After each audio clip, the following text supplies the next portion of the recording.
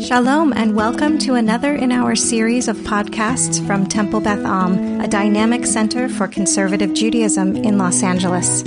This is a recording of Rabbi Adam Kligfeld's Yoma class. I decided to divide these 5 classes into spending, we'll call it 3.5 of them, with Mishnayot from the first chapter that deal with the service of the Kohen Gadol, which is how we spend time thinking about Yom Kippur on Yom Kippur Day in the Torah reading from Parshat Acharei Mot and the Avodah service, and then at least one Mishnah from the 8th chapter of Yoma, which, as I described, is like Masechet Psachim, where the first chapters deal with really the ancient ritual and text, and it's the last chapter that deals with the contemporaneous observance of the holiday. So I want to look at one more commentary with you on the Mishnah we studied last time, and then jump to the Mishnah from chapter 8. So the Mishnah we studied last time was the 3rd Mishnah in the first chapter. I want to read through the Mishnah itself again quickly, otherwise the comment won't make sense. Masrulos kenim miziknei beitin. They would send to him, the Kohen Gadol, in his period of incarceration, 7 days leading up to Yom Kippur, elders from the elders of the Beit Din. We talked about how these are not just any elders, but chosen elders. The Korin lefanav b'seder hayom, they would read in front of him the order of the day, the liturgy of the day. The omrim lo, and they would say to him, and we discussed this, the tone of voice with which you would say this would suggest whether or not they're being taunting or deferential. Ishi Kohen Gadol, my lord, my man, the high priest, kara ata b'ficha, you read this material out loud in your mouth. Shema shachachta, maybe you forgot it. O shema lo lamata, maybe you didn't learn it. Erev Yom Kippurim shachrit, so the morning of Erev Yom Kippur, ma'amidino to b'shar mizrach, they would place him in the eastern gate. Uma'avirin lefanav, they would have come before him parim, bulls, oxen, ve'elim, and rams, ukvasim, and sheep, kedei shehei makir v'ragil ba'avodah. And we discussed many different ways you could read this section, so that he would be aware of and recognize and be re-regulated to the worship he was supposed to do. Okay, so we spoke about the realpolitik of why the Kohen Gadol might need this revision of his material. It could be that he got this post because of his monetary contributions, and his yichus, his lineage, not because he had earned it with his smarts. But I want to look at, so we actually did not read this one, the Yachin. The Yachin is the Mishnah, the commentary in the Mishnah by the Rabbi Yisrael Lifshitz in the 18th and 19th century. He also says that the reason why the high priest would have to have this read in front of him is because during the Second Temple, there were high priests that were appointed only because of what they contributed financially to the kingdom. But I want to go to this commentary of the Yachin. On the phrase, Kadesh Yehei Makir V'Ragil Ba'avodah, so that he would become yet more familiar and regular in the worship service. Dikshe Yireh Otam, when he would see these animals come before him, Yitbonein Bahem, he would look closely at them. Eze ra'ui l'korban, zeh, which of them are appropriate for this sacrifice? Ve'eze lazeh, and which would be appropriate for that sacrifice? Shekach v'kach avrato, and that he would know this and that was the way he would do his worship. On some level, as we discussed last week, this is a little pitiful. It's pitiful to have the high priest, who might have been the high priest the previous year and the previous year and the previous year, have to say, this is a goat. Actually, not a goat. This is a sheep. This is a bull. This is a ram, and that's what they're used for. And this might, again, be a Pharisaic, rabbinic taunting of the high priest who's supposed to have all the knowledge of the world, basically saying, unless he gets this primer, unless he gets this, cliff note, he will not know how to do the most important ritual on the Jewish calendar. Or, there's another way of looking at it. I would say that in the modern rabbinate, particularly in the frenzy leading up to the logistics of the high holidays, and the staffing of the high holidays, and the kind of like the writing of the sermons, which is an important part of the American Jewish experience, but it's not a critical part of the holiday, if that makes sense, right? There's nothing in Rosh Hashanah or Yom Kippur text that suggests one must prepare and then listen to an 18 to 24-minute sermon. It's actually the case that you can be distracted from the core issues, which are what's supposed to happen that day ritually, what's supposed to happen that day spiritually. And I wish on some level that I had built into my rabbinate and my calendar some time, like the high priest got, where some of my mentors and scholars would come and and work with me and sit with me and remind me about how everything is supposed to be not logistically in the synagogue, not vis-a-vis how Temple Beth Am was supposed to orchestrate their holidays, but what are the core features of this holiday and this observance. So even as you read the Yachin's commentary on the Kohen Gadol, you can read it both in a somewhat pitying way towards a high priest who might have needed this review, and a laudatory way. It's a good thing to review before you get to a holiday. In fact, elsewhere the Gemara says that you're supposed to start being sho'el u'meshiv, to ask questions and receive answers, and to investigate the meaning of the holiday 30 days before every holiday, every Jew, not just a Kohen Gadol. 30 days before Pesach, you get up from your nap on Purim, you're supposed to start studying the laws of Pesach, so that it's not just like a shopping list, but a review of what's really supposed to be happening in the holiday. We could all learn from that. Last comment on this mission before we go to the next one. Ikar Tosva Yom Tov, the Tosva Yom Tov, Rabbi Yom Tov Lippman Heller, who was a Polish rabbi in the 16th century, wrote a very classic commentary on the Mishnah. It appears in two different forms, the Ikar Tosfot Yom Tov, the essential piece of that commentary, and then just Tosfot Yom Tov. Interesting little tidbit. One, he was one of the rabbis in the old country in Poland who, when he first came across the animal turkey, that was the bird that was brought over from the New World, he had a very stringent view on it, because remember that with fowl in the Torah, there aren't criteria that determine whether or not it's kosher, like fish and mammals, but just a list. And so most people, as you know, said, hey, this looks like a chicken, but with a weird neck, so we'll call it a chicken and it's kosher. But the Tosva Yom Tov, Rabbi Yom Tov Lippman Heller, and a few others said, it's not on the list. It's not on the list of birds that we're supposed to eat, so we'd rather be stringent and be careful. And he made turkey treif. He determined that it was not a treif bird. And there are certain descendants of Rabbi Yom Tov Lippman Heller to this day who hold a tradition that turkey is treif. And a last little interesting tidbit is that I am a direct descendant of Rabbi Yom Tov Lippman Heller. And I did eat turkey when I was not a vegetarian, even though I was considering holding back out of deference to my ancestor. Okay, so on the word parim, the oxen, and that list of three animals that the high priest is supposed to be looking at, the oxen and the rams and the sheep.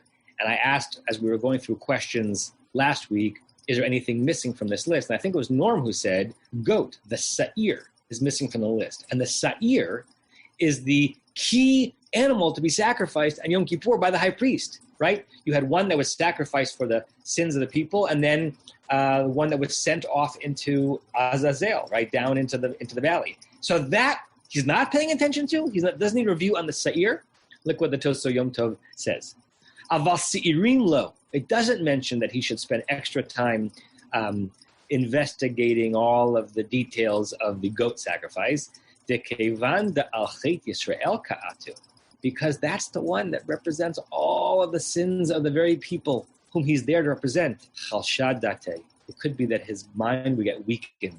Chalshad date is kind of a rabbinic phrase for a depression that in some places in the Talmud leads to death, right? A weakening of one's mind, not in terms of mental acuity, but in terms of emotional well-being. It's actually a beautiful image that he really took it so seriously that he was there to represent people, that if he had another reminder of part of the reason why he was there, which is to atone for the many, many, many, many, many, many sins of these many people, it would just make him be sad and depressed. You know, why depressed and sad? Maybe he would think that by thinking about all these sins, he might wonder if God wouldn't forgive them, or it would just be that overwhelm, right? Do you remember that movie Bruce Almighty, where Jim Carrey, gets turned into God for a day with Morgan Freeman being God, and it's in the early age of the internet, and all of a sudden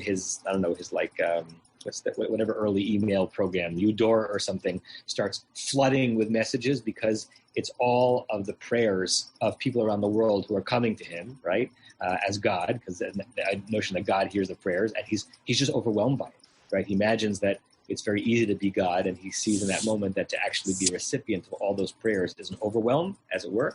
So this is a similar kind of overwhelm that he just doesn't want to be thinking too much about the gravity of his role until he actually has to do it. But then the Tosfos Yonah says, if that's the rationale for why Sa'ir is not mentioned, you could ask the question, why is the par mentioned? Because the par is the bull that is brought on his sacrifice. On his sin and the sins of the Kohanim. Ufar da achet didei. But how about the bull that represents his own shortcomings? Ude'achava Kohanim. And his brothers to Kohanim. You might make the argument he wouldn't want to become depressed about that either. So why should he spend any time looking into that animal? Ka'ate, because those animals come for those sins. Ika inish, if there is a person, a man, Kohanim, amongst the high priests, the it be milta, that has within him some shmutz, some sin, meida yadale. It's good that he become aware of it, umahader le b'tshuva, and he will do tshuva on it. So what an interesting turn. The priest and the high priests don't want to be mentioned, don't want to be reminded in this preparatory week of the sins of the people they're there to represent, because they want to be as optimistic and this notion of the prosecutor and the defense attorney for all of us on Yom Kippur. They want to be the defense attorney. They want to really make the case before God that this nation deserves atonement.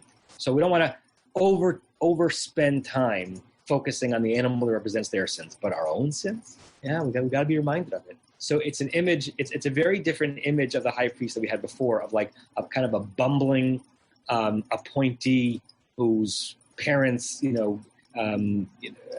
gilded his way into the position and doesn't know much. Now we have an empathic, connected servant of the people who is both humble enough to be okay to be reminded of his own sins by looking at the animal that he's going to bring as atonement for it, because maybe it'll allow him to do tshuva, but doesn't want to overly think about the sins of the people he's representing. He wants to think of them as good and complete and as worthy of the atonement he's going for.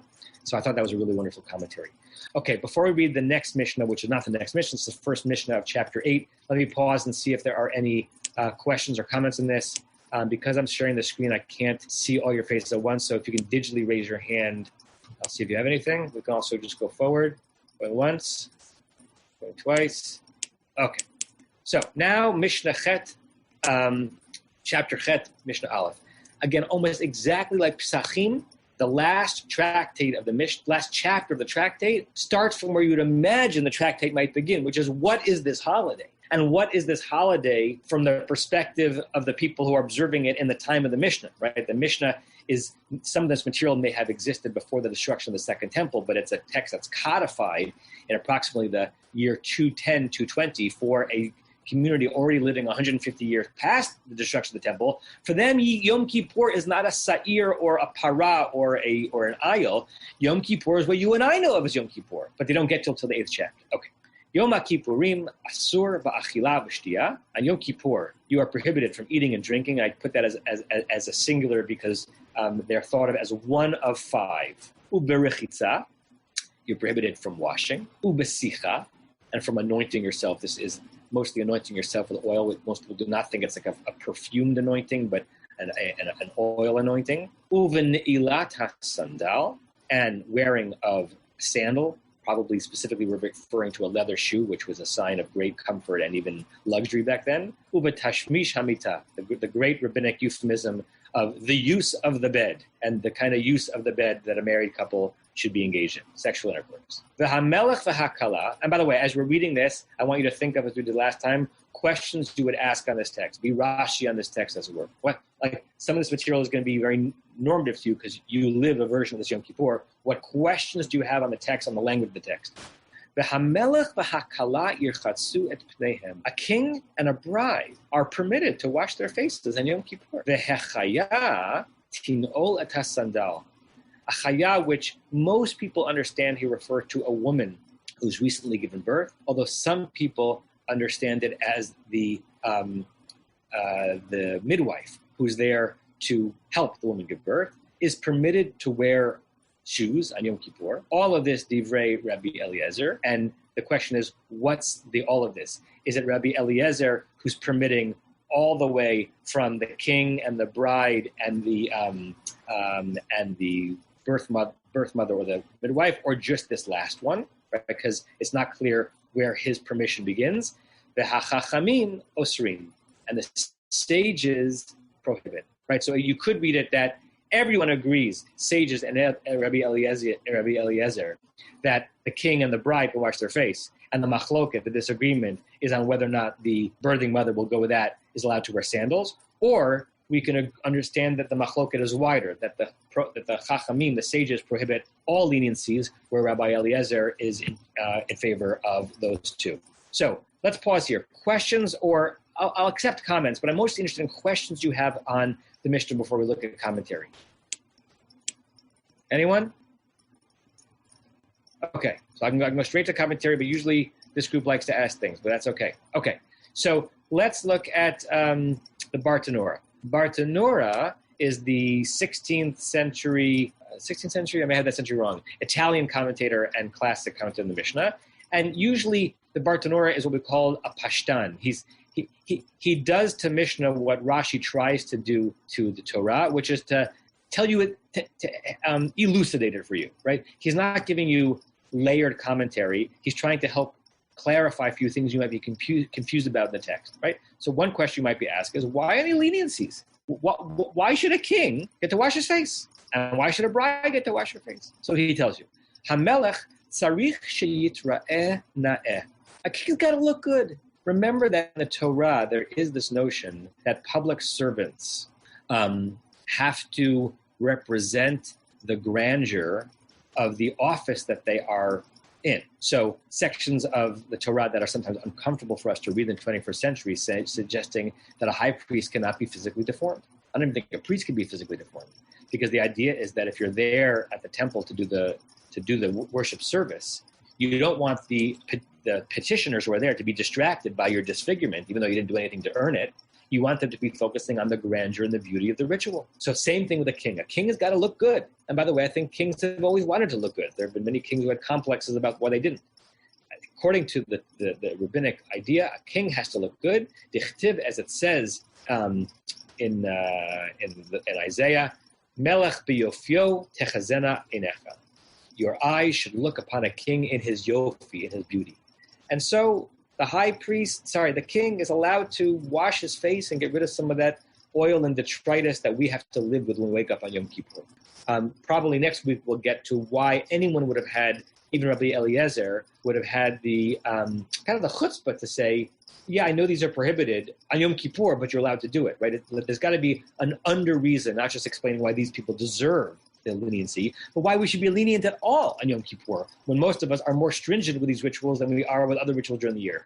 The hakala, the bride, tzricha noi, she also needs to be beautiful. This is very not only heteronormative, but at least mildly misogynistic, suggesting that a woman needs to be pretty and a husband does not need to be handsome.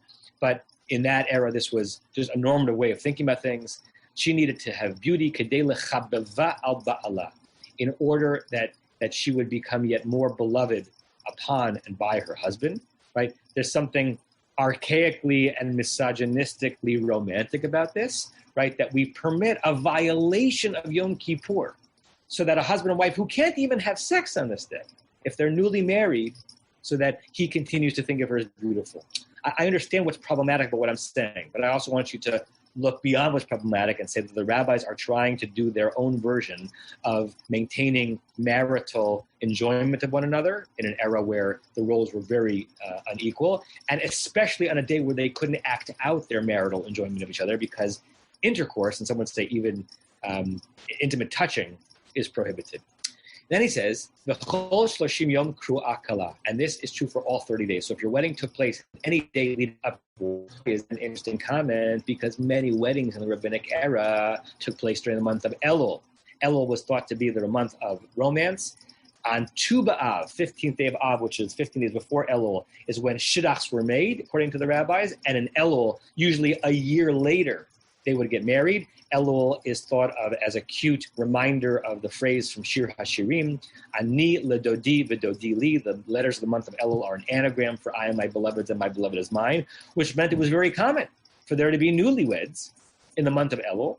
And if you got married after the 10th day of Elul, you were a newlywed still, a bride still on Yom Kippur, and you were allowed to wash your face, kind of a version of the fact that In some communities, including when we got married, you were considered newlyweds for the full year, and then you put honey on your challah and not salt. Just very quickly, we'll finish these three, and then I have to do a hard stop. The hachaya, the Bartanura says that the chaya here is referring to the one who is giving birth, not the one who is midwiving the birth. Tin'ol, why should she be allowed to wear sandals, mipnei hatzina, in case it's cold? It doesn't really answer why that and only that person is allowed to do it, but this idea that someone who's giving birth should be as comfortable as possible, and you're allowed to, if your feet are cold, you've ever been in an unheated Israeli house in the winter with a stone floor? It is colder than Vermont in the winter somehow. So she's allowed to wear leather sandals that warm you up. And the Bartanura says, Divrei Rabbi Eliezer, these are the words Rabbi Eliezer, akul hukai. This refers to all of these leniencies, not just the last one. Amelach, the chala, the chaya. On the king, the bride, and the birthing woman, which means the machloket with the rabbis is a bigger machloket, not a smaller one, which means the rabbis are not only very limitedly stringent, but they're very widely stringent. And then the Bartanura gives us a little cheat sheet because he knows the Gemara, the Halacha, Rabbi Eliezer. If you're reading the Mishnah and don't know the Talmud, you want to know what the rule is, who won this machloket on Yom Kippur, the lenient rule won, which meant that the practical halacha, the king and the bride could wash their face, and the birthing mother could wear sandals. When we meet next time, we'll go more into why these 5 prohibitions and why any of these rabbis, Rabbi Eliezer in particular, had the chutzpah to suggest that, but some of them you don't have to do if you're in this category. And we'll end there. We'll begin there next time. You have been listening to another in our series of podcasts from Temple Beth Am, a dynamic center for conservative Judaism in Los Angeles. If you enjoy these podcasts, we invite you to write a review on the Apple Podcast site or wherever you get your podcasts. For more information about Temple Beth Am Los Angeles, go to tbala.org.